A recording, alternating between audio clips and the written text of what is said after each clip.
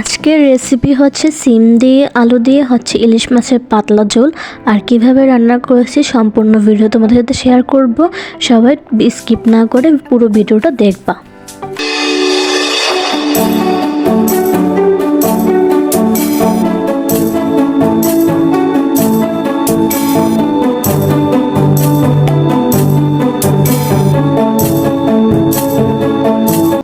তো এখন হচ্ছে কষিয়ে নেব। আর সিম আর আলুগুলো হচ্ছে ভালো করে মশলার সাথে কষিয়ে নিতে হবে, যাতে হচ্ছে সব মশলাগুলো হচ্ছে তরকারির ভিতর ভালোভাবে ঢুকে এবং তরকারিটা যাতে খেতেও অনেক রকম সুস্বাদু হয়। তারপরে হচ্ছে আমরা মাছ দেব। আর এখন হচ্ছে এগুলোকে ভালো করে অনেকক্ষণ যাবত কষিয়ে নেব।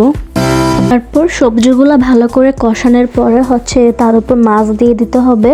আর আমরা মূলত হচ্ছে মাছটা ভেজে খাই না, ইলিশ মাছটা মূলত হচ্ছে আমরা লবণ দিয়ে রেখে তারপর হচ্ছে কাঁচা রান্না করি, যেটা বলা হয় মানে তরকারির সাথে সিদ্ধ হয়ে যায়।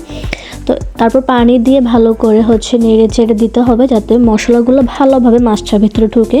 আর রান্না শেষে অবশ্যই ধনিয়া পাতা দিলে হচ্ছে তরকারির স্মেলটা আরও বেশি সুন্দর আসে। তো এই হচ্ছে তরকারির ফাইনাল লুক। তো কেমন হলো সবাই ভালো করে জানাবেন দেখে। আর হচ্ছে যারা নতুন সবাই প্লিজ একটু সাবস্ক্রাইব করে দিয়ে যাবেন, লাইক কমেন্ট করে দিয়ে যাবেন। আল্লাহ হাফেজ, দেখা হবে নতুন কোনো ভিডিও নিয়ে।